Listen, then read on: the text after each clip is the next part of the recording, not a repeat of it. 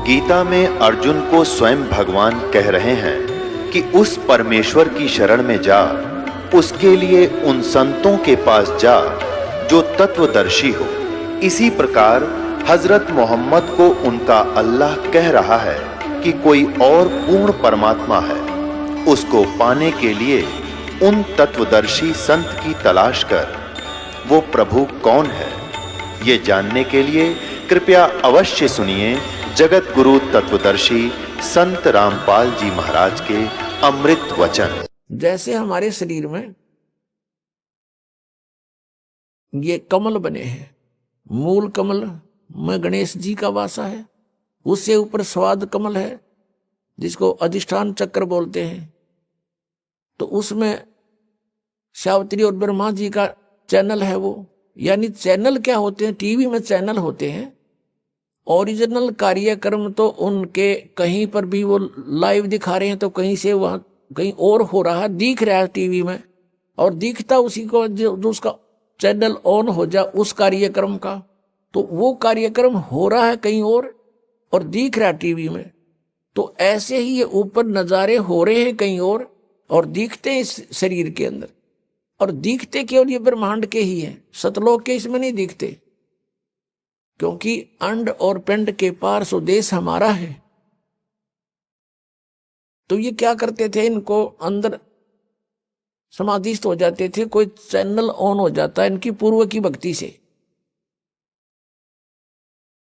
और फिर उसमें वो देखते वहां नजारे, कोई जैसे झरने दिख रहे हैं, कहीं पर कोई सवारी आ रही है, कोई किसी की, ये काल उनको मूर्ख बनाने के लिए एक बाजीगरी शुरू कर देता है।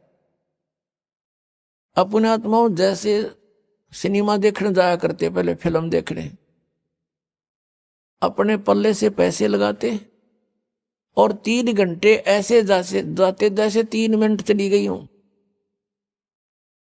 और फिल्म समाप्त होते ठगे से रह जाते जैसे तो और चलनी चाहिए थी, थोड़ा सा समय हुआ, और 3 घंटे वो बैठ के दिखाओ भक्ति पे, कति नहीं बैठा जा, 100 बार इधर देखेंगे, 100 बार इधर, वहां चले। और तो ये समाधिस्थ न्यों होया करते थे, काल इन्हें मूर्ख बना रहा था। अब ये मन जो है ये टिकने नहीं देता जीव को।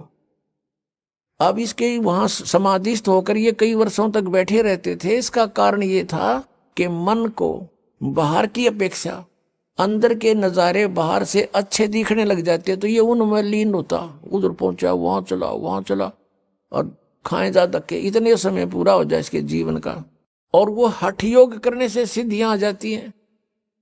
परमात्मा के नाम से जो भी व्यक्ति कोई क्रिया करता है उससे उसके अंदर सिद्धियां आ जाती है। मोक्ष मार्ग नहीं है वो।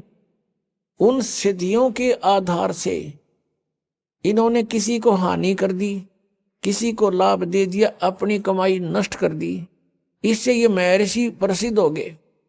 किसी का भविष्य की बातें बता दी कि तेरा ऐसा होएगा, तो लोग उनको पूजने लगे। अरे उसने के किला तोड़ दिया, न्यू बता दिया तेरा छोरा मरेगा, लड़का मरेगा, वो पहले और चिंता शुरू कर दी, और फिर समाधान बताओगे, ये कर दो वो कर दो, और फिर उसकी मृत्यु तो होनी डेफिनेट है, क्योंकि उनके पास वो मार्ग नहीं जिससे उसकी आयु बढ़ जाए, जो इस दास के पास परमात्मा ने दे रखी है। तो फिर वो लड़का मर जाता है। तो अगर अड़ोस पड़ोस के भी कहते हैं भाई उस महात्मा ने तो पहले बता दिया तेरा लड़का मरेगा, बताओ उसने के किला तोड़ दिया, लड़का मरेगा, और उसी से वो प्रसिद्ध हो गए, भाई बड़ा बहुत भविष्य की जानता है। तो इसका कोई लाभ था इनसे। तो अब परमात्मा कहते हैं कि तुम किसी से ज्योतिष दिखा के आना, नाम लेना तो पहला, फिर ना धक्के खाना, नहीं तो नाम खंड हो जाएगा। और वो कोई आपको हानि बता दे कि आपको उस समय में इतनी हानि होगी, या कोई ऐसा दुर्घटना होगी, आपके परिवार का सदस्य या आपकी कोई मृत्यु का संयोग बताता है, तो यहां उपदेश लो और सच्चे दिल से नाम खंड मत होने देना, और फिर देखना।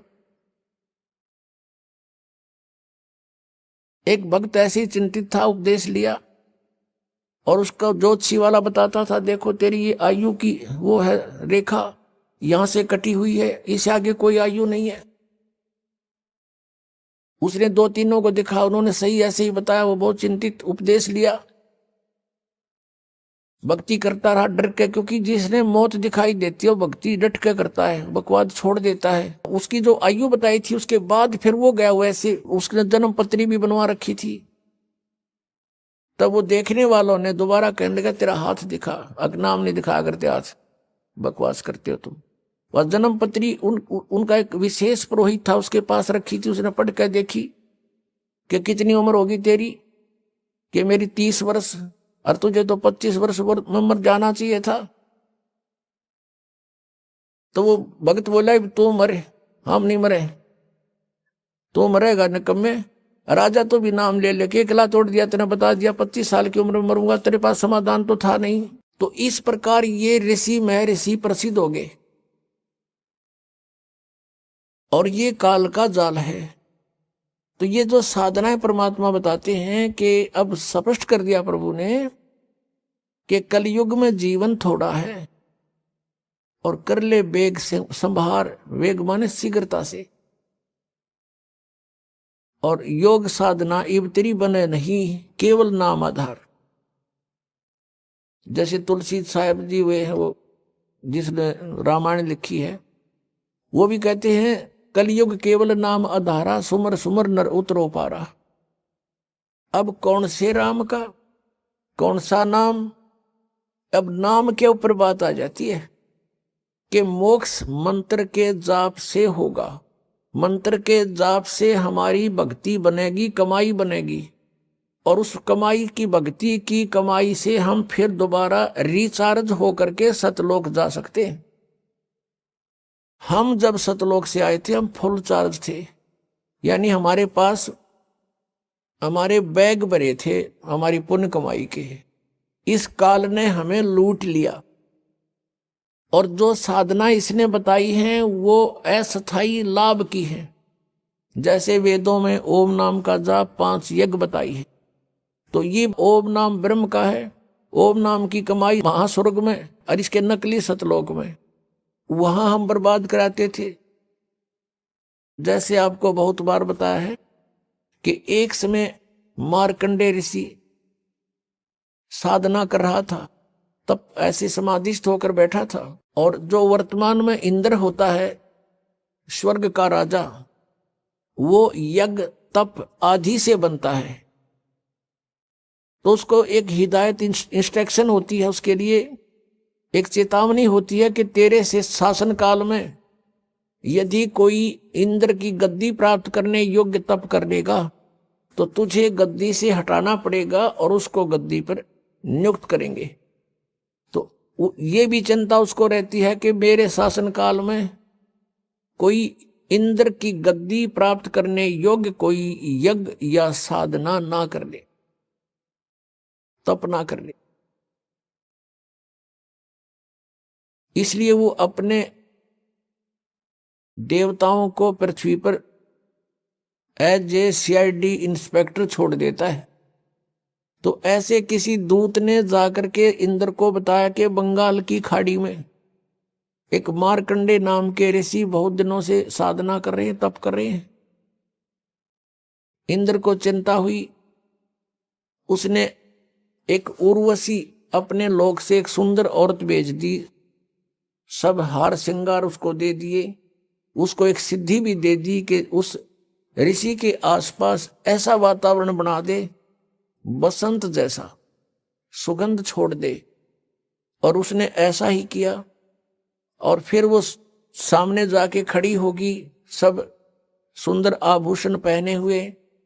मार्कंडे ऋषि की आधी आंखें खुली, आधी बंद थी, समाधिस्थ था, और वो देख रहा था सांग ब्रह्मलोक में। उधर से वो उर्वशी उसके सामने नाचने लगी, डांस करने लगी थोड़ी सी दूरी पर। कभी कैसी अदा करती है, कभी कैसे, लेकिन उसने नजर ऐसी थी कि ये ऋषि कुछ हरकत करेगा मेरे साथ, ऐसा नहीं हुआ। तब उसने सोचा कि बात बनी नहीं, उसने सभी वस्त्र उतार दिए, नेक्ड खड़ी होगी। तब मार्कंडे ऋषि ने कहा कि हे बेटी, हे बहन, हे माई, तू यहाँ किस लिए आई, कारण बताइए। शर्मिंदा होगी उर्वशी, कपड़े पहन लिए, और कहने लगी कि हे ऋषि जी, मेरे स्वरूप को देखकर यहाँ के सभी तपस्वी डामाडोल हो गए, इनका देख ले जाकर के बुरा हाल हो चुका है। और आप जानो आपकी समाधि कहाँ थी? तब मार्कंडेय ऋषि ने बताया कि मेरी समाधि वहां पर थी जहां तेरे जैसी तो वहां डांस करने वालियों की दासियां थी, साथ साथ, यानी सेवन, साथ साथ तेरे जैसी तो उनके चरण धोने वाली थी, इतनी सुंदर है वो। मैं उनके डांस देख रहा था, तेरे क्या देखूं फिर मैं? तब उर्वशी ने कहा कि आप मेरे साथ इंद्रलोक चलो। मार्कंडेय ऋषि ने कहा कि तेरे से कोई सुंदर हो उसने भेज जा तू। तो वो कहने लगी, जी स्वर्ग के राजा की पत्नी, इंद्र की पत्नी मैं ही हूं, और मेरे से सुंदर उस स्वर्ग में कोई औरत नहीं है। तो फिर मार्कंडेय ऋषि ने कहा कि जब तेरा इंद्र मरेगा तू क्या करेगी?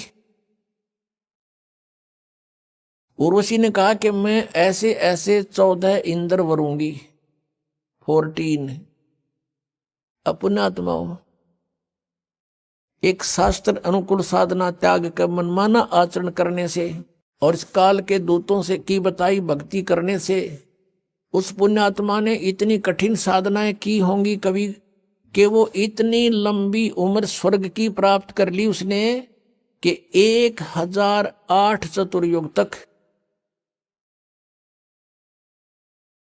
वो स्वर्ग में रहेगी, एज ए पटरानी, एज ए मतलब इंद्र की पत्नी के रूप में रहेगी। और जो इंद्र होगा उसका, इंद्र का शासन काल, Indra is a post, Indra का शासन काल वो 72 चतुर्युग का होता है। एक चतुर्युग में सतयुग, त्रेता, द्वापर, कलयुग, ये 4 युग होते हैं।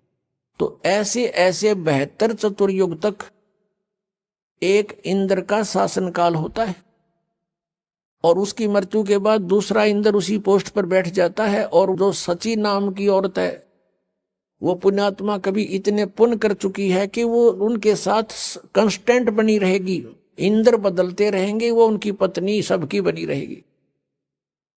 इतना ये सुख स्वर्ग में इससे न सुख मानने है जिसका घना समय स्वर्ग में बीत जा, उसको ये टीरी खा बतावे सबसे अच्छा पुण्यकर्मी। अब मार्कंडेय ऋषि ने पूछा कि जब इंद्र मरेगा तू क्या करेगी?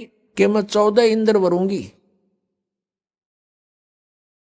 मार्कंडेय ऋषि बोला कि वो 14 भी मरेंगे, तू फिर क्या करेगी? तब वो क्या बताती है कि मैं तो गद्दी बनूंगी मृतलोक में, और जितने इंद्र में भोगूंगी वो सारे गधे बनेंगे, अपना पुण्य भोग कर, स्वर्ग का राज्य भोग कर। तब मार्कंडेय ऋषि ने कहा कि फिर मुझे तू किस लिए अपने इसे गंदे लोक में ले जावे थी जिसका राजा गधा बने और रानी गधी बने? तो क्या कहती है, मैं अपनी इज्जत रखने के लिए वहां जाऊंगी तो ये कहेंगे तू हार कर आगी। अपनी इज्जत रखने के लिए मैं आपको इंद्रलोक में चलने के लिए कह रही थी। तो मार्कंडेय ऋषि ने कहा, ए भोली आत्मा, आप ही स्वीकार कर रही है कि मैं मृत्यु के उपरांत गधी बनूंगी, और अब भी तू गधी 14 खत्म करेगी, और फिर भी इज्जत की ठेकेदार नहीं बनी बैठी है कि मेरी इज्जत रह जाएगी, भाग जा से। अब पुण्यात्मा उसी समय इंद्र आ गया। इंद्र ने कहा कि बंद नवाज, इंद्र की गद्दी प्राप्त करो, तुम जीते हमारे। मार्कंडेय ऋषि कहता, अरे इंद्र क्या कहता है? इंद्र का राज तो मेरे लिए काग की बीट है, और आजा बेटा बैठ, तुझे मैं मार्ग बताता हूं। मार्कंडेय ऋषि कहता कि बैठ जा बेटा, मैं तुझे भक्ति मार्ग बताता हूं। अरे भले आदमी, इंद्र की पदवी भोग कर तू गधा बनेगा, बैठ, तुझे ब्रह्मलोक का मार्ग बताता हूं। अब वो मार्कंडेय ऋषि ने ब्रह्मलोक को सुप्रीम और फाइनल स्टेज मान ली थी, और ब्रह्मलोक में गया हुआ प्राणी जो सत साधना करता है उसको बहुत समय तक यानी एक ब्रह्मा की मृत्यु होएगी तब तक उसका महास्वर्ग का समय निर्धारित हो जाता है। जो ब्रह्मलोक में चले जाते हैं उनका इतने पुण्य बन जाते हैं भक्ति से, ओम नाम के जाप से। अब मार्कंडे ऋषि ने यही फाइनल मान रखा था कि इसके ऊपर कोई जगह है कोई नहीं, स्वर्ग में चल लेंगे, महास्वर्ग में जाएंगे यानी ब्रह्मलोक में। और वहां क्या देख रहा था, यहां बैठा भी देख रहा था वो डांस, और वही बकवास वहां उसमें है, वहां फिर आंखा देख लेंगे, यहाँ टीवी पे देखा था। और खर्च अपना ही होगा, आपकी उसकी पूंजी जाएगी। तो मार्कंडे ऋषि ने उसको समझाया कि ये छोड़ दे इंद्र की गद्दी और भक्ति कर तू और वहां ब्रह्मलोक में चल। अब इंद्र क्या कहता है कि महाराज जी फिर देखेंगे, इब तो मैंने मौज करने दे, अगजा मर ले डूब के। अब पुण्यात्माओं ये स्थिति प्रत्येक प्राणी की है। जैसे इस दास के साथ प्रारंभ में ऐसे बीता, किसी मित्र को, प्यारे को, रिश्तेदार को या वैसे कोई संपर्क में आए व्यक्ति को समझाते थे कि भक्ति करो, क्योंकि जिसके पास अच्छी पोस्ट है, 2 पैसे समय पर प्रयोग करने को हैं, या किसी के पास धन है, अच्छे बिजनेस है, वो सामने गुट्टी लावे और 100 बकवादों में ध्यान उसका रहता है। तो उसे हम कहते कि भैया भक्ति करो, परमात्मा का नाम लो। पहले तो वो कहते किसी ने देखा भगवान। अब देखो पुण्यात्माओं, हमने समझना है, वो तो जैसे बोली वो बोल लेंगे, उनको ज्ञान जितना उतना ही बोलेंगे। और फिर क्या कहते हैं, देखी जाएगी जो होगी। अब किसने देखा है? जैसे हम कहते हैं भी भक्ति ना करोगे तो गधे बनोगे, पशु बनोगे, ऐसा भगवान के विधान में है। तो वो क्या कहते हैं, देखी जाएगी, किसने देखा है। अब गधा अपने पास से के देखी जाएगी, क्या देखोगे, वो तो कुम्हार देखेगा। फिर 2.5 मन का बोरा कमर पर होगा, हाथ में लठ, और जहां स्थान खाली दिखेगा उड़े मारेगा तेरे। अब देखना तो अब देखो, बुराई त्याग दो, भक्ति करो, अपना कल्याण करवाओ। फिर वो क्या कहते हैं, किसने देखा आगे का कि ऐसा होगा। अब पुण्यात्माओं, जैसे 5-4 अंधे जा रहे हो एक मार्ग पर, आगे से आंखों वाला उनको मिले और वो कहे भाई कहाँ जा रहे हो सूरदास, वो कहते हैं बाग में जा रहे हैं। और उनको कोई बताया कि ये बाग नहीं है, इधर तो आप जा रहे हो, ये तो वन है, घोर वन, इसमें भयंकर हिंसक प्राणी है, तुमने खा जाएंगे, इधर मत जाओ, रास्ता वापस आओ, और आपको दूसरा रास्ता बताता हूं। अब वो अंधे न्यू कहें कि किसने देखा है, देखी जाएगी। अरे भले आदमी जो आपको बता रहा है वो देखकर बता रहा है, आंखों वाला है वो, और आपको जो बता रहा है वो सारी आपके साथ बीतेगी उस जंगल में, बियाबान में। तो यही स्थिति थी आप और हम की थी। जिन महापुरुषों की आंखें थी, दिव्य दृष्टि खुली थी, वो आंखों वाले थे। उन्होंने इतने 12 ग्रंथ बनाए हमारे लिए, हम अंधों के लिए, कि तुम हमारी बात पर विश्वास कर लेना, ना दिखता हो तो। अब आंखों वालों की मानना नहीं और अंधे ने आप दिखता नहीं, तो क्या होगा उसके साथ, वही रिजल्ट होगा जो आंखों वाला बता रहा था। यदि उस मार्ग को नहीं बदलेगा तो उसके साथ वही बीतेगी जो पहले बताई गई थी।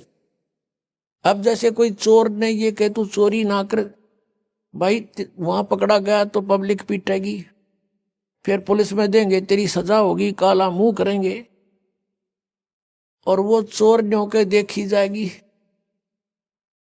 और कोई नौकरी तो भाई डराने के लिए कहा। कुछ ऐसे भी सिरफरे हैं कि ये रोचक भयंकर यथार्थ वाणी तो डराने के लिए कह रखी है। संतों ने ऐसा कुछ नहीं होता, वहां स्वर्ग नरक नहीं है, गधे कुत्ते कोई नहीं बनता। और एक सिरफिरा पंथ चल रहा है, ये ब्रह्मा कुमारी वाला, इन तो भट्ठाए बैठा दिया। ये कहते हैं मनुष्य तो मनुष्य ही रहेगा, स्त्री स्त्री ही रहेगी, यानी मनुष्य की आत्मा मनुष्य ही बनेगी। फिर भक्ति का क्यों ड्रामा कर रहे हो, जब मनुष्य मनुष्य ही बनेगा तो। और उनका एक और ऐसा विधान है कि 5000 वर्ष के बाद सृष्टि क्रम के आधार से जो आज आपका नाम है वही नाम होगा, वैसी स्थिति होगी, वह कर्म होंगे। ऐसा ही शरीर होगा। एक भगत बता रहा था कि एक काना था, एक लूच रहा था, और हमसे भी टकराए थे एक बार ऐसे ही, जिसको पोलियो हो रहा था एक, और वो भी ये गुण गावे इन ब्रह्मा कुमारी वालों के, और वो भी कथा सुना में बैठ कर डिस्कस करें, बहस करें हमारे साथ। तो वो कहने लगा कि 5000 वर्ष के बाद ऐसा ही मनुष्य तो मनुष्य बनेगा, और जो जिसका नाम है बाप का नाम, और जो उसका शरीर की सची थी एज इट इज चेहरा होगा। तो उस भक्त कह रहा था कि मैंने उसे कहा कि काने तू तो काना ही बनेगा 5000 वर्ष के बाद, और लंगड़े तू लंगड़ा ही बनेगा। फिर टट्टू की भक्ति कर रहे हो तुम, क्या फायदा इस भक्ति का? मान्य फिर भी नहीं, मुंह चढ़ा के चले गए। तुम तो विरोध करते हो। अरे अज्ञान का विरोध नहीं करेंगे तो और क्या करेंगे, समर्थन करेंगे इसका। ऐसा ही एक बार इस दास को मिले थे, यही स्थिति थी, दोनों जोड़ा। उनको भी ऐसा ही कहा तो बुरा मानकर चले गए, माने नहीं, क्योंकि ऐसा सिर फिरा दिया इन्होंने, ऐसी भर दिया हमारे अंदर सारा गंद। तो जो प्रसंग चल रहा है कि हम उस परमात्मा को पाने के लिए जो प्रयत्न हमने करना है, जैसे अंधे न दिखा नहीं, आंखों वाला कि वो मानता नहीं, तो फिर वही होगा जो उसके साथ बताया गया है। अब जैसे चोर चोरी करता है और उसको कोई कहता है भी तेरे साथ ऐसे ऐसे बीतेगी, अब वो सच्चाई भी है और भयानक डर भी है, और डरेगा तो बच जाएगा। जय वो डर मानना इस बात सच्चाई है ये, और भय भी होना चाहिए इस बात का भी, गलत डर होना चाहिए कि मैं चोरी कर रहा हूं तो ये बीत ना जाओ मेरे साथ में, तो वो फिर गलत काम को त्याग देगा।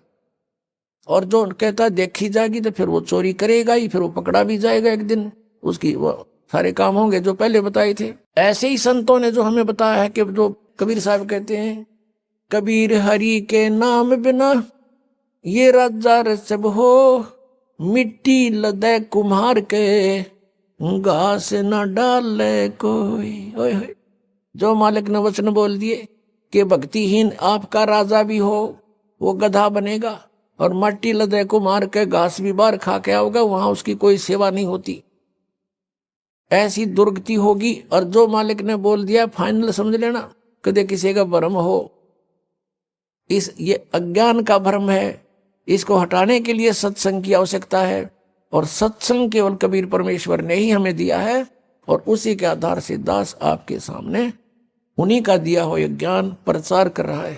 पुणात्मा, वो परमात्मा स्वयं आते हैं इस तत्व ज्ञान को बताने के लिए, वो प्रत्येक युग में आते हैं। सतयुग में परमेश्वर का नाम सतसुकृत था, और त्रेता में परमेश्वर का नाम मुनिंदर था, मुनिंदर ऋषि। द्वापर में करुणा में, और कलयुग में कबीर देव, कबीर साहब उनका नाम रहा है।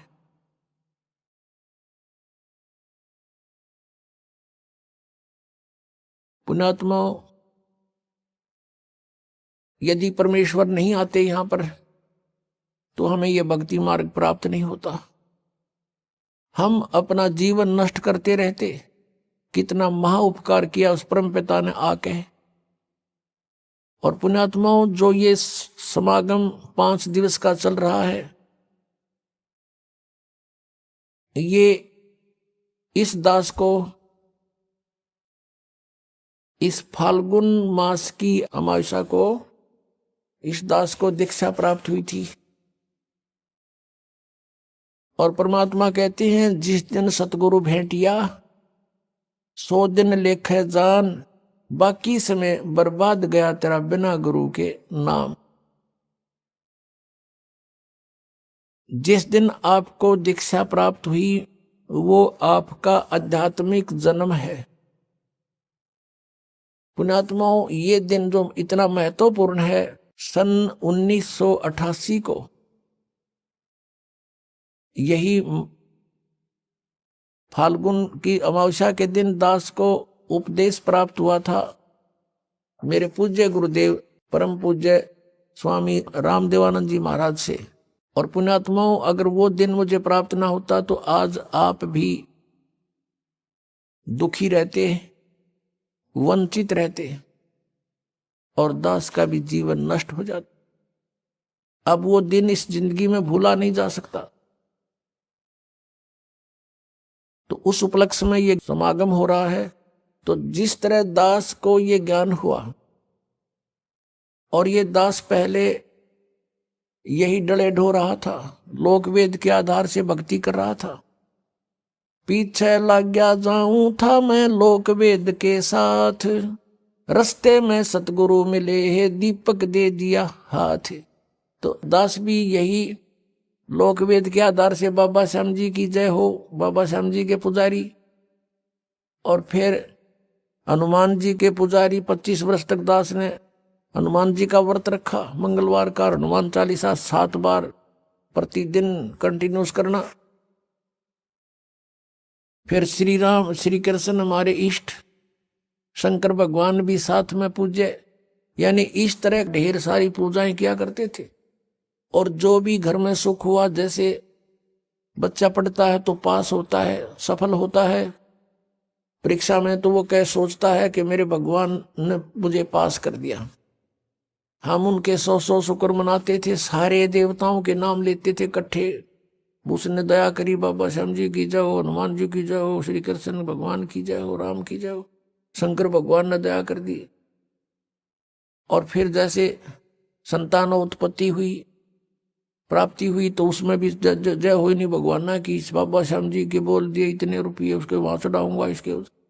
अब ये लोक वेद के आधार से हम सोच रहे थे ये देवता हमें लाभ दे रहे, ये तो कुछ भी ना कर सकते।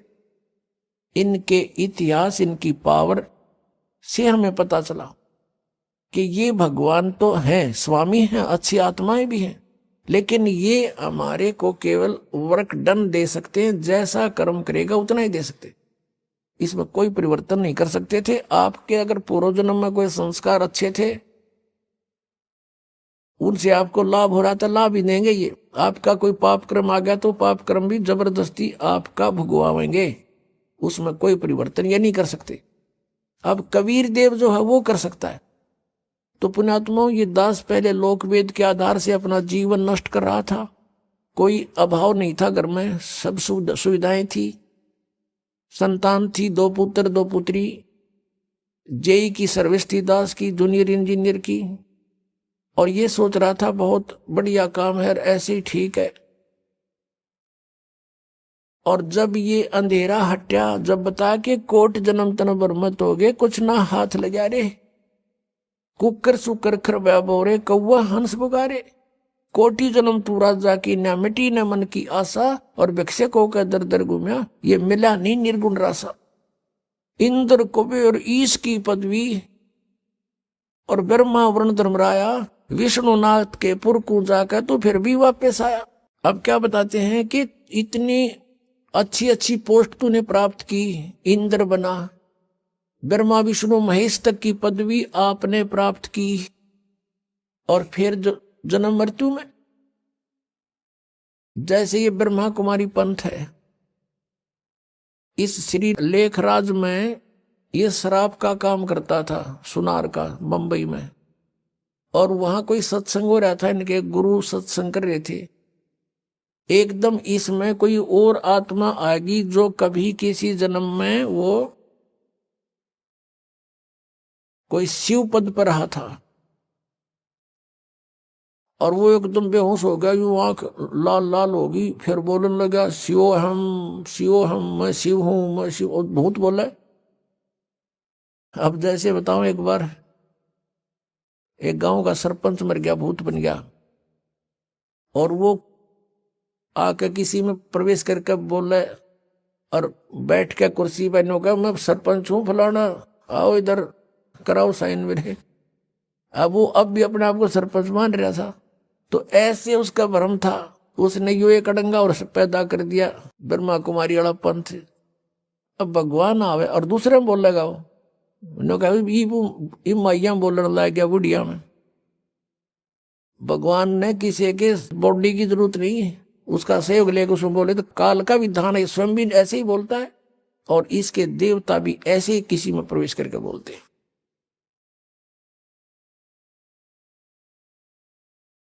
अब प्रश्न चल रहा है कि हम जो साधना करते थे, इस शास्त्र विधि त्याग का जो मनमाना हम आचरण करते थे वो साधना हमारी व्यर्थ थी और वो पूजाएं हमारी ठीक नहीं थी। हम इन साधनाओं को हम ये समझ रहे थे कि इनसे हमें लाभ भी हो रहा है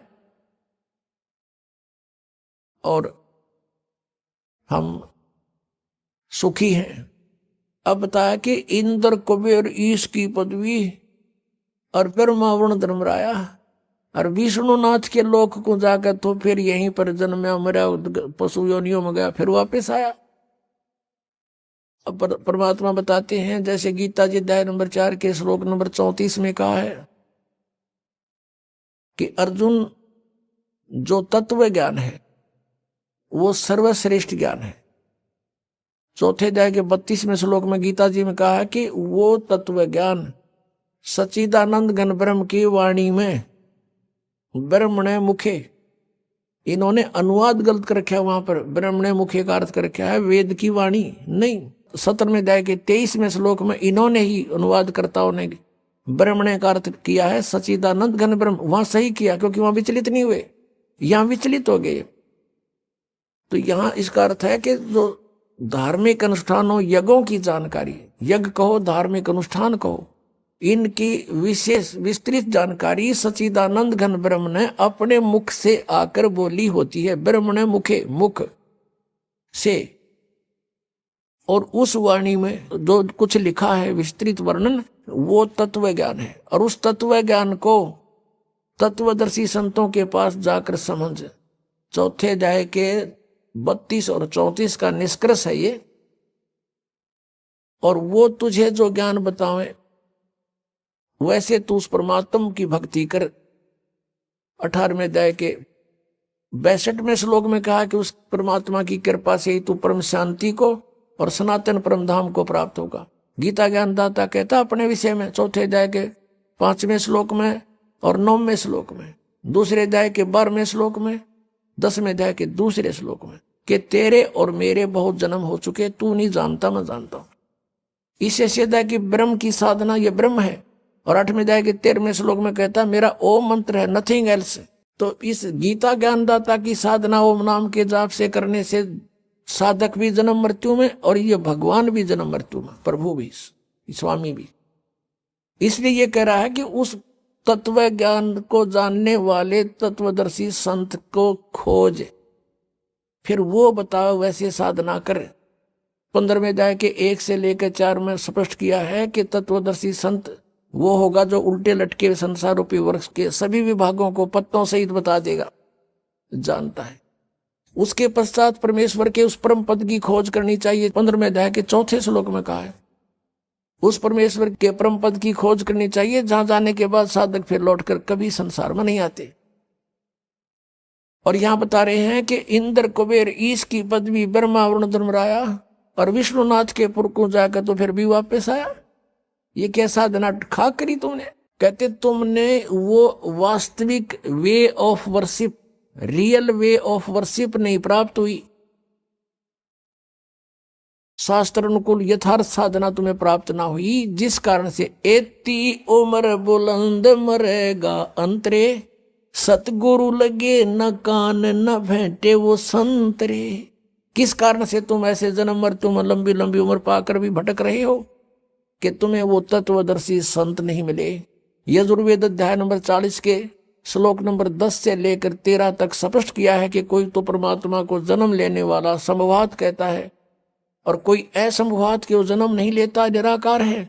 कहते ये यथार्थ ज्ञान भी कि भगवान कैसा है, कैसे आता है, कैसे जाता है, क्या करता है, वो तत्वदर्शी संत बताओगे, उनसे सुनो।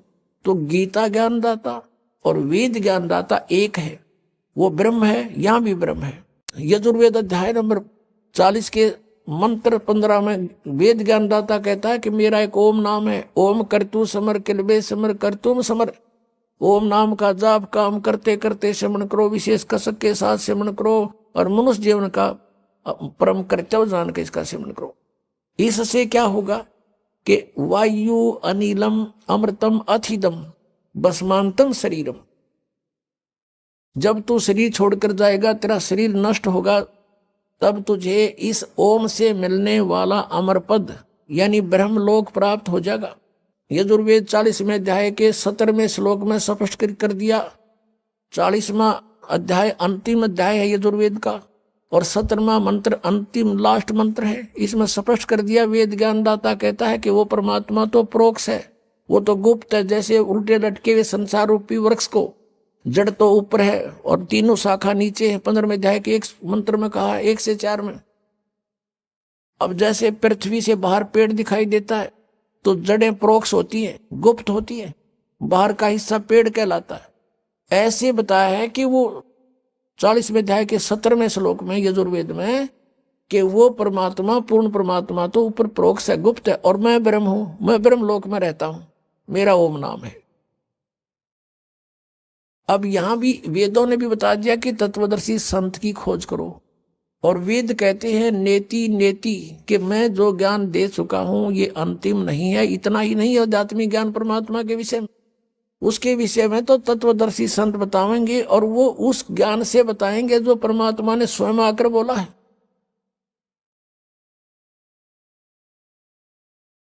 फिर क्या बताते हैं, असंग जन्म तन मरत्या होगे, जीवित क्यों न मरे रे।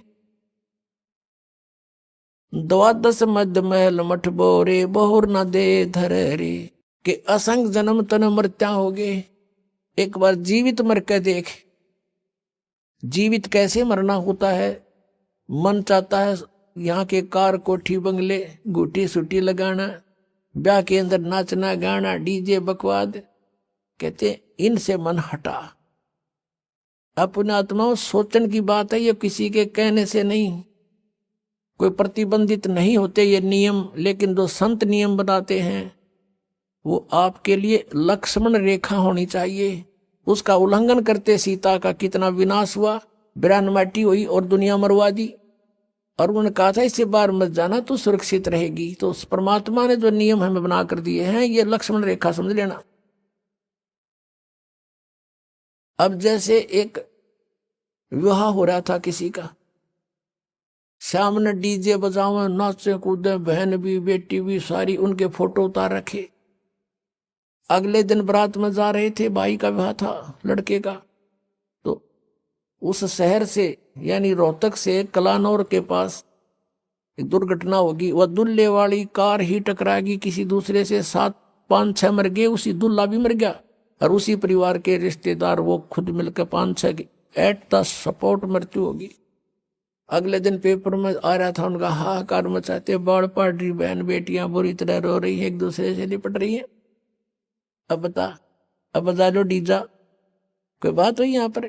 तो संत कहते हैं जैसे नानक साहब जी से भक्त प्रसन्न करा करते कोई अनजान से कि महाराज जी आप यहाँ कुछ खोए खोए से रहते हो। तो उन्होंने कहा था भी ना जाने काल की कर डारे, किसी भी ढल जा पास आवे, और जिनाते सरते मौत खुड़क दी उन्होंने केड़ा हंसावे। हमें अपनी मौत दिखाई दे ना बेरा के बिजली गिर जाए, यहाँ तक टाइम सा पास करना हमने। फिर पूछा कि हे भगवान क्या आप कभी प्रसन्न नहीं होते? कि प्रसन्न होता हूं जब मेरे अनुयायी मेरे द्वारा निश्चित किए हुए सत्संग के दिन वापस आ जाते हैं तो उस दिन मुझे खुशी का कोई ठिकाना नहीं रहता। क्यों? क्योंकि मुझे ये खुशी होती है कि इनको कोई काल का दूत नहीं टकराया, इनकी भक्ति का नाश नहीं किया, ये सुरक्षित है अभी तक। और जब ये यहाँ से जाते हैं, संसार में सब काल के ही ज्ञान से प्रभावित लोग हैं, ये मुझे चिंता बन जाती है कहीं इनको कोई भ्रमित ना कर दे और इनका जीवन नाश कर दे। क्या कहते हैं कि साध मिले साड़ी शादी होंदी और विछड़ दे दिलगिरी वे, अखदे नानक सुनो जी हाँ ना मुश्किल हाल फकीरी वे। कि साध मिले, ये भक्त साध संगत जब वापस आती है मुझे आत्मा में बड़ी खुशी होती है कि ये सुरक्षित है, इनका कोई दीमक नहीं लगा काल का। और जब ये जाते हैं तब मुझे दिलगिरी होती है, दुख होता है कि मुश्किल हाल फकीरी वे, फकीरी माने साधना भक्ति, ये बड़ी मुश्किल बना दी काल के दूतों ने। जगह जगह एक गांव में मन 10-10 ढूंढे लाए बैठे हैं, कोई वैसे कोई क्रिया करते हैं, कोई झाड़ा लाता है। मिसगाइड करने वालों का कोई अंत नहीं। साध मिले साढ़े शादी होंदी, विछड़ जाए दिलगिरी वे, अखदे नानक सुनो जी हाँ ना मुश्किल हाल फकीरी वे। तो क्या कहते हैं कि ना जाने काल की कर डारे, किसी भी ढल जा पास आवे, और जिना ते सरते मौत खुड़क दी उनानू केड़ा हास आवे। अब यदि तुम परमात्मा का नाम लो और विवाह करो सिंपल वेत है, और वैसे नहीं, लोग दिखावा नहीं। जैसे हम इस बात से परिचित हों तब हम इससे हट सकते हैं। जैसे गीता जी अध्याय नंबर 7 के श्लोक नंबर 29 में कहा है कि जो तत्ब्रह्म से परिचित हो गया और सारे अध्यात्म ज्ञान से और सभी कर्मों से परिचित हो गया, वही उस परमात्मा के पाने का, जरा और मरण से छूटने का प्रयत्न करता है, और नहीं कर सकता। वो तो यहां बकवाद देना चाहता है। तो आपको ये ज्ञान होगा कि आपने किसी से दहेज ले लिया, परमात्मा कहते तुमने उस दरगाह का मैल नहीं देखा और धर्मराज के तिल तिल का लेखा। तो आप किसी से पैसे लेते हो, रिश्वत से, चोरी से, या वैसे कोई धोखा दे करके लेकर नहीं देते हो, आपने एक एक पाई पाई का हिसाब देना पड़ेगा। तो हम क्यों अपने सिर में दर्द करें? क्या एक दहेज आप लोगे, किसी ने दे दिया, आपके 50,000, 1 लाख, 2 लाख गणे दे देगा, क्या उससे आपका सारी आयु व्यतीत हो जाएगी? नहीं हो सकती। परमात्मा पर आधारित होजिए और इस मंत्र का जाप कीजिए, जो दास आपको देगा। आपके भाग्य में ना होगा तो भर देगा, आपकी बेटी की किस्मत को भर देगा भगवान, उसको नाम से जोड़ दीजिए। आपके पुत्र को भी आगे सुख देगा। सारी सृष्टि का पालन करता, और क्या आज हम उसी से सीधे संबंधित हो गए? क्या हमें 2 रोटी नहीं दे सकता? और हमें घृणा नहीं चाहिए। हमने यदि मोक्ष पाना है और जन्म मृत्यु से पीछा छुटवाना है, जरा और मरण से बचना है, तो ये क्रियाएं दास जैसे बताओ ऐसे करना। हमने यहां आप कितने कोठी बना ले, एक कमरे में एक चारपाई पर आपको स्थान मिलेगा, बाकी खाली रहेगी। वो व्यर्थ हुआ। तो व्यर्थ की बकवाद हमारे मन से आप हट जाया करेगी इस ज्ञान के आधार पर। अब कोठी बना रहा था एक व्यक्ति, और कोठी तैयार होगी। बैंक मैनेजर था, मुहूर्त करनी थी, संडे का दिन था, कोई सामान की आवश्यकता पड़गी, गोटी सूटी लाने के लिए सारी व्यवस्था कर रखी है। थोड़ी देर तो ब्राह्मण करे उड़ाला, टोटर पर टोटर उसके करते हैं, फिर गोटी सूटी सारा सौदा शुरू हो जाता है। सब बुला रखे रिलेटिव और सब मित्र। वो खुद कोई सामान लेने के लिए गया था, स्कूटर उठा के, यानी 2 व्हीलर, और वहां एक 2 व्हीलर से 2 व्हीलर टकरा गई और पड़ गया। पड़ते कनपट्टी लगी फुटपाथ पे, पड़ते वही मर गया। अब चाट ले उसको ठी ने। कई वर्ष की बात है जब 3.5 लाख रुपए लगाए थे, पेपर में आई थी। और अब वो गधा बन के उसके पिछले पीछे खड़ा भी ना होने दे कोई उसने। तो हमने ये देखना कि यहाँ जो हम करने जा रहे हैं ये क्या सांग है। सर्व सोने की लंका थी वह रावण से रणधीरम, एक पलक में राज विराजी जम के पड़े जंजीरम। वो तो सारे सोने के महल बनाए बैठा था, जैसे ईंट गारा हम प्रयोग करते ऐसे सोने की ईंट और उसी की गारा में बना रखे थे। और कहते हैं भक्ति बिना क्या होता ये भ्रम रहा संसार, रति कंचन पाया नहीं रावण चलती बार। 1 ग्राम गोल्ड नहीं ले जा सका रावण जब यहां से जाने लगा। तो इन बातों को याद करके हमने इनसे वापस भी हटना है, और हमने अपने प्रत्येक कार्य को ऐसे ढंग से सेट करना जो भक्ति में बाधक ना हो। अब हम दहेज लेते हैं या फिर देवे भीगे, क्योंकि बेटी होगी हमारे भी। एक पैसे वाला तो बकवाद कर देगा, अब गरीब आदमी कहां से करे? एक घर में 3 बेटियां चली गई, एक गरीब की है, एक अमीर की है, एक मीडियम साइज की है। अब जो अमीर वाले ने तो दे दिया गणाए धन, अब मीडियम साइज वाले ने भी दे दिया थोड़ा बहुत, और वो बेचारा गरीब क्या करे? उसकी बेटी रो रही है वहां बैठकर, उस परिवार में आदर नहीं उसका। तो ये इस तरह का हमने इसको समाज को सेट करना है। अब जैसे हम रक्षाबंधन का त्योहार मनाते हैं, ये क्या तुक हुआ कि बहन भाई को रक्षा इसलिए बांधने जाती है कि उसकी रक्षा करेगा भाई। भाई की रक्षा कौन करेगा? एक बहन कह रही थी कि मैं रक्षा बंधन के दिन गई अपने भाई को रक्षा बांधने के लिए, रक्षा सूत्र। इंतजार कर रही थी, पता लग गया कि कहीं कामवश गए हैं, मोटरसाइकिल पर गए हैं। कुछ देर के बाद पता चला कि उसकी मृत्यु होगी, उसका शव लेकर आ रहे हैं। जिस भाई से मैं अपनी रक्षा के लिए गई थी उसकी रक्षा भी नहीं हो पाई, वो अपने नहीं कर सका। तब उसने ज्ञान हुआ, तब वो कहती है कि सचमुच हम कति भूल में थे। अपने भाई को भी कहा, बेटा भाई आ जा, तू भी भगवान का राखी बांध और मैं भी बांधू, यानी नाम लो और ये रक्षा सूत्र आपका सदा साथ देगा, भाई का भी बहन का भी। और बेमतलब बातें कर रखी। उस रक्षाबंधन के दिन किसी का भाई नहीं है तो रोती है कोने में बैठकर वो बहन। फिर ये बात का सिस्टम, जिस बहन का भाई नहीं है वह दूसरों के मुंह की तरफ देखती है, कौन आएगा हमारे घर। तो पुण्यात्माओं, ये बेमतलब की बकवाद, ये जग की रीत से हमने वापस हटना है और अपने जीवन को नए सिरे से सेट करना होगा। यदि भक्ति करना चाहते हो, समाज के भाव में बहना है तो नो प्रॉब्लम, आप कुछ भी करो, वो आपकी मर्जी, लेकिन भक्ति नहीं चलेगी। तो इस प्रकार हम इन क्रियाओं से भी सावधान होना है, अपने आप को बचा के रखना है, तब हमारी भक्ति प्रफुल्लित हो। फिर क्या बताते हैं कि असंग जन्म तन मरत्या होगे और जीवित क्यों नाम रह रे। एक तो ये जीवित मरना, इस ज्ञान आधार से सब बकवादें छोड़ देंगे।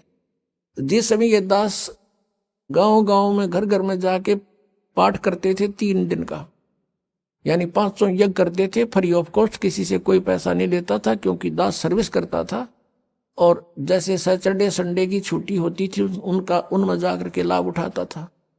तो उस समय क्या होता था, हम सत्संग कर रहे होते थे, होली ये फाग आ जाता था, हम तो सभी वो परिवार भी जिसने उपदेश ले रखा, हम अपना आराम से भगवान का पाठ कर रहे हैं, अपना मंत्र जाप करें, और गांव वाले जैसे जो भगवान के मार्ग पर नहीं लगे हैं, और वो क्या करें, कीचड़ ठाव एक दूसरे मुंह पर फर, किसी का पिचकारी मारे। कोई गांव में तो और सिस्टम है, कोरडा बना लेते हैं घंटर सा, वो मारे एक दूसरे का हैं, और लाल लाल मुंह कर रखे बांदर कैसे सारन, को गारा में पड़ा है, कोई घुट्टी लाई नो करता फिर रहा है, और हम बैठे भगवान का आनंद ले रहे हैं, अपने कमरा बंद कवाड़ बंद करके कि हमें डिस्टर्ब ना कर दे।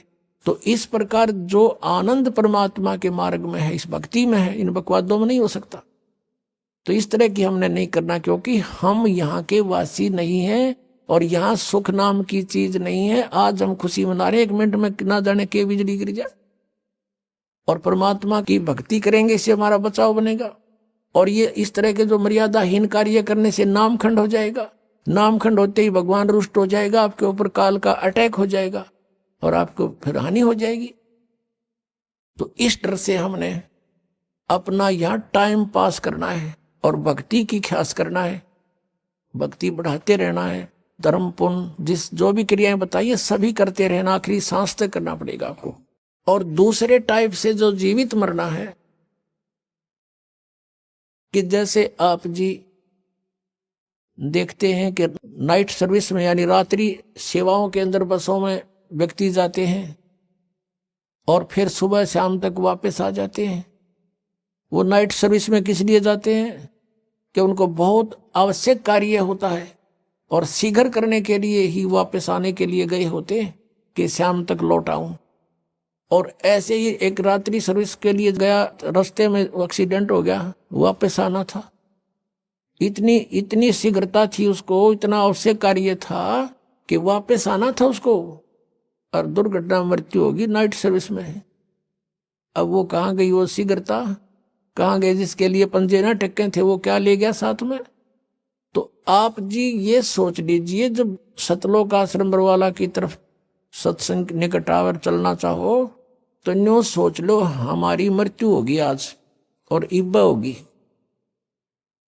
और आ जाओ यहाँ पर सत्संग सुनो, 3-4 दिन फ्री ऑफ माइंड रहो, एक दूसरे से भगवान की चर्चा करो, या और बकवाद मत बतलाना, ये ख्यास रखना, परमात्मा रुष्ट हो जाएगा। ठीक है, कोई मित्र रिश्तेदार मिलता है, बातें करो गृहस्थी की थोड़ी बहुत देर के लिए, फिर अपना मालिक की चर्चा शुरू करें, कोई ज्ञान उससे सुने, कभी आप सुनावे, फिर मंत्र करने लग जावे। सब सुविधाएं भगवान ने आपके लिए दे रखी, इन दासों के द्वारा आपको सारी व्यवस्था करवा के दी जाती है। तो इसका सदुपयोग करना, दुरुपयोग करने से राम रूठ जाएगा आपका। और राम नहीं रूठना चाहिए, ये भी आपको डर लगे। तो ये सोचकर आप आ जाइए और ये सोचिए कि हमारी मान ले परमानेंट मृत्यु हो जाए तो भी तो हो सकती है ऐसे। और अब हम 3 दिन 4 दिन 2 दिन जिसा भी समय आप मरना चाहो मरो, और फिर वापस चले जाओगे घर पे, और परमानेंट टिकट कट गई फिर भी तो बात बिगड़ेगी, फिर तो धरा धरा रहेगा सारा, संभाल ही नहीं सकते आप। तो अब जाकर के मान लीजिए तुम समझते हो कि कुछ काम बिगड़ जाएगा, तो अभी तो फिर जाकर संभाल सकते हो, परमानेंट तो नहीं मरे। लेकिन जो परमात्मा के लिए सच्चे दिल से आते पुण्यात्माओं, किसी का आज तक काम बिगड़ा नहीं, बने मिलते हैं। लेकिन वो आपकी श्रद्धा पर डिपेंड करेगा। सतगुरु के दरबार में कमी काहे की ना, अनसा मौज नहीं पावता तेरी चूक चाकरी में। तो इस प्रकार हमने परमात्मा की भक्ति को सुचारू भी रखना। क्या बताया है कि असंग जन्म तन मर्त्या होगे, जीवित क्यों ना मरे रे, और 12 मद महल मठ बोरे, बहुर ना दे धरे रे। अभी तक हमें 10वें द्वार का पता था कि शरीर में 10वां द्वार 10वां द्वार। पुण्यात्माओं, ये जो 10वां द्वार है ये एक ब्रह्मांड का रास्ता है। और आपने ये भी सुना होगा कई बार, क्योंकि जो भक्ति मार्ग में लगे उन्हें सब तरह के साधक संत टकराते हैं। हमने सुना बहुतों से कि एक यहाँ संत रहता था, उसने अपनी योग अभ्यास से अपने शरीर को ऐसा मंत्रों से और जाप से ऐसा सेट कर रखा था कि उसने ब्रह्मांड फोड़ दिया। आइए अब हम उन श्रद्धालुओं के अनुभव जानते हैं जो जगत गुरु तत्वदर्शी संत रामपाल जी महाराज जी से दीक्षा प्राप्त कर चुके हैं तथा उनके द्वारा बताए गए भक्ति मार्ग पर चल रहे हैं। नमस्कार सर। नमस्कार सर। सर क्या नाम है आपका? मेरा नाम है प्रिय रंजन प्रसाद। प्रिय रंजन जी, आप कहाँ से हैं? हम सुगियर का तरहसी पलामू झारखंड के रहने वाले हैं। सर संत रामपाल जी महाराज से नाम दीक्षा आपने कब ली? हम संत रामपाल जी महाराज से नाम दीक्षा 20 मई 2018 ईस्वी को ली। संत रामपाल जी महाराज से नाम दीक्षा लेने से पहले आप क्या भक्ति साधनाएं करते थे? जो पारंपरिक भक्ति साधना जो गांव घर में करते हैं, देवी देवता का पूजा, ब्रह्मा विष्णु महेश का साधना, यही सब, देवी दुर्गा का जो पूजा पाठ वही सब किया करते थे। तो फिर क्या कारण बना कि आप संत रामपाल जी महाराज जी की शरण में आए? ऐसा समस्या बना कि 2012 से लेके 2018 के बीच में 6 साल तक मेरा मानसिक संतुलन बहुत खराब हुआ। बहुत डॉक्टरों के पास इलाज करवाए, 7 लाख 8 लाख रुपया के लगभग खर्चा हुआ। कांके में भी इलाज कराया गया, भर्ती कराया गया हमको। बहुत तरह से तांत्रिक के पास भी हमने खर्चा किया। एक बार महामंत्रियों जाप भी कराए, उसमें 40,000 रुपया खर्चा हुआ। बहुत करने के बाद भी हमको कोई लाभ नहीं हुआ। मेरा 6 साल मानसिक संतुलन खराब रहा। उस दौरान जैसे मट्टी के तेल घर में था तो कोई कुछ बोल दिया तो उसको उझेल दिए, 200 लीटर मट्टी तेल बहा दिया, कभी खपड़ा पीट दिया, कभी किसी से लड़ाई झगड़ा कर लिया। तो कभी फिर बीच में हमको ज़बरदस्ती पकड़ करके कांके, यहाँ जो रांची की स्थित है जो कांके, वहाँ पकड़ के लेकर गया तो वहाँ पर डॉक्टर से हमने लड़ाई झगड़ा कर दिया, घर से लड़ाई झगड़ा कर दिया। डॉक्टर हमारे पास ऐसा स्थिति था सर जी कि डॉक्टर हमारे पास सटता नहीं था सुई देने के लिए। डॉक्टर को कहते थे, हम चैलेंज करते थे कि तू दम है तो मेरे पास आकर के दिखाओ। ऐसा स्थिति खराब था कि डॉक्टर हमारे पास आने से कतराते थे। उसके बाद फिर हम के सिन्हा रांची में डॉक्टर हैं, वो भी मानसिक संतुलन का इलाज करते हैं। तो वहाँ पर भी हमने गया, तो वहाँ पर भी 3 महीना बाद हमको नंबर मिला। तो वहाँ पर भी गए, तो वहाँ पर भी इलाज के दौरान खर्चा बहुत हुआ, लेकिन लाभ कुछ भी नहीं मिला। उसके बाद फिर शैलेंद्र कुमार, एक ठो यहाँ शैलेंद्र कुमार रांची का डॉक्टर, वहाँ पर भी हमने उनका भी दवाई साल भर किया। तो उस दौरान हमारा मोटापा भी बढ़ गया, लेकिन लाभ कुछ भी नहीं मिला। बहुत अंदर से अंतरात्मा का है मालिक कोई है जो हमको ठीक कर दे किसी प्रकार, चाहे कितना पैसा खर्च हो। लेकिन बहुत तरह से उपाय किए, लेकिन कहीं कोई लाभ नहीं मिला। तो एक बार ऐसा हुआ कि हम दुकान पर अपने बैठे हुए थे, तो संत रामपाल जी महाराज के शिष्यगण पुस्तक सेवा कर रहे थे। तो शुरू से ही हमारे कोई भी पुस्तक पढ़ने को बहुत चाव था। बहुत मोटा उपन्यास हम लोग 3.5 घंटा में पढ़ करके एक कर रख देते थे, जो बहुत मोटा होता था। उसके बाद फिर हम लोग 5 पुस्तक लिए, ज्ञान गंगा, जीने की राह, गीता, तेरा ज्ञान अमृत, भक्ति से भगवान तक, अंध श्रद्धा भक्ति खतरा है जा। उसको दिन रात करके 3 दिन में हमने पढ़ लिया। उस सभी किताब को हम जो है से 3 दिन में पढ़ लिए सर जी। संत रामपाल जी महाराज की पुस्तक, 5 पुस्तक जो हमने ली थी, 80 रुपये में शायद हम लोग लिए थे, 5 पुस्तक हमने पढ़ ली। उसके बाद फ़ोन मिलाया हमने बरवाला का, तो पता चला कि नज़दीकी नामदान सेंटर धनगाम है पलामू में जो है। फिर वहाँ पर हमने फ़ोन किए तो फिर हम लोग वहाँ जाके फिर नाम उपदेश संत रामपाल जी महाराज से लिया। संत रामपाल जी महाराज से नाम दीक्षा लेने के बाद क्या आपको लाभ भी मिले? बहुत सारा लाभ मिले। सबसे पहले तो डॉक्टर बोल रहे थे इसके पहले, जब हम संत रामपाल जी महाराज से नहीं जुड़े हुए थे, कि आपको आजीवन ज़िंदगी भर दवाई खाना पड़ेगा। 1 महीना का दवाई में 3 से 4 हज़ार रुपये खर्चा आता था। तो जब हम नाम दीक्षा ले तो घर में हमारे पत्नी बहुत विरोध की कि आपको दवा खाना ही पड़ेगा, लेकिन अंदर से अंतरात्मा नहीं कहता था कि दवाई खाएं, दवाई खाने का हमको कोई ज़रूरत नहीं है। लेकिन फिर भी 1 महीना 2 महीना किसी तरह दवाई खाए, उसके बाद दवाई छोड़ दिए। उसके बाद अभी तक दवाई नहीं खाए। जो स्थिति है बिल्कुल ठीक है, पहले से कोई दिक्कत नहीं है किसी तरह का। और तो लाभ तो अनेक हुए हैं। जिसे बीच में हमको PM आवास आया हुआ था, तो उसमें 1,35,40,000 रुपये आता था। उसके तो हम सोच रहे थे कि किसी तरह घर बन जाए। घर में भाई भतीजा लोग था, वो लोग भी बोल रहा था कैसे घर बनाएगा, इसके पास पैसा नहीं है। बहुत पैसा बीमारी में खर्च कर दिया। लेकिन मालिक के दया से ऐसा हुआ कि घर भी 3 लाख रुपये बन में 3 लाख रुपये किसी तरह कैसे बना हमको खुद पता नहीं। और फिर भी पैसा घर है कि नहीं, 2 लाख रुपये फिर भी घर में रखा हुआ मिला मालिक के दया से। अब बहुत काम है घर में, कोई भी काम सोचते हो कि हम फ्रिज ले लेते, घर में वायरिंग करा दिए, बाकी मोटर वगैरह लगवा दिए, पानी का टंकी, जो भी इच्छा होता है मालिक के दया सब आगे से आगे पूरा हो जाता है। एक समय ऐसा था भगत जी हमारे पास 500 रुपये नहीं रहता। आज के समय में जब हमको जितना जरूरी हो मालिक सब व्यवस्था कर देते हैं किसी तरह, कोई दिक्कत नहीं होती। सब मालिक के दया से सब ठीक ठाक है। अब हमारी जो पत्नी है अभी नाम दीक्षा भी नहीं ली हुई है, लेकिन संत रामपाल जी महाराज की दया से ऐसा है कि अभी कोई भी मालिक के काम में कोई भी काम विरोध नहीं करती है, तो पूरा सहयोग करती है। हाँ, उसके बाद जो है से एक बार हमारे जो है से धर्म गुरु लोग जो गाँव में जो पूजा पाठ करवाते हैं, उनके द्वारा पता चला कि आप महामृत्युंजय का जाप करवाइए, उसमें आपको 40,000 रुपये खर्चा आएगा, आप एकदम बेफिक्र रहिए, एकदम ठीक हो जाइएगा। हमने अपने दबाव के कारण, हम सही होने के कारण वह भी हमने 40,000 रुपये खर्चा भी किया, लेकिन फिर भी हमको कोई लाभ नहीं मिला। मालिक की शरण मानने के बाद ही हमको सारा बीमारी का जड़ पता चला और सारा बीमारी दूर हुआ। हमारा मानसिक संतुलन खराब रहता था, तो घर के बड़े बुजुर्ग चाहे गाँव घर के कोई भी कहते थे कि तुमको बहुत दिमाग में टेंशन रहता, तुम कितना दिमाग में टेंशन लेके चलते हो। कोई कहता कि तुम दारू पी लो, तो 4 दिन दारू भी पी लिए, दारू पी के देखे, उसके बाद भी कोई आराम नहीं मिला। कोई कहा भांग खा लो, शाम को सोते समय भांग भी खा लिया। कोई कहा गांजा पी लो, तो गांजा भी पी लिया। कोई कहा सिगरेट पी लो, सिगरेट भी पी लिया। मैंने हर तरह का नशा हमने किया, लेकिन उसके बावजूद भी हमको दिमाग में कभी शांति नहीं मिला। सोचे थे कि आत्मिक शांति कब होगी, लेकिन मालिक के शरण में आने के बाद ही हमको आत्मिक शांति का अनुभव हुआ। आज हम सुखी संपन्न हैं। अब मालिक के दया से नशा भी, अब सारे तरह का नशा छूट गया। अब तो नशा करने की दूर की बात है, उसमें टच करने का इच्छा नहीं करता। अब बिल्कुल ठीक हो गए हैं। आज के समय में संत रामपाल जी महाराज की दया से न तो मैं किसी तरह का नशा करता हूँ, न किसी तरह का कोई व्यसन करता हूँ, न शराब पीता हूँ, न मांस खाता हूँ, न तंबाकू सूंघता हूँ, किसी तरह का व्यसन नहीं करता हूँ। मालिक की दया से घर में पूरा सुख शांति है। सभी बाल बच्चे पत्नी सब स्वस्थ हैं, हम भी स्वस्थ हैं, घर से सुखी संपन्न। सर, संत रामपाल जी महाराज से नाम दीक्षा लेने के बाद आपको बहुत सारे लाभ प्राप्त हुए, तो जो दर्शक आज आपको टीवी पर देख रहे हैं वो भी संत रामपाल जी महाराज से नाम दीक्षा लेना चाहते हैं, तो कैसे ले सकती हैं? बहुत से, जिसे फेसबुक है, ट्विटर है, चाहे मालिक का संत रामपाल जी महाराज का सत्संग आता है, साधना चैनल पर आता है, श्रद्धा टीवी पर आता है, उसके नीचे एक पट्टी चलती है, उस पर आश्रम का नंबर दिया जाता है। उसमें आप नज़दीकी नामदान सेंटर का पता करके आप वहाँ से नाम उपदेश ले सकते हैं। धन्यवाद सर। धन्यवाद।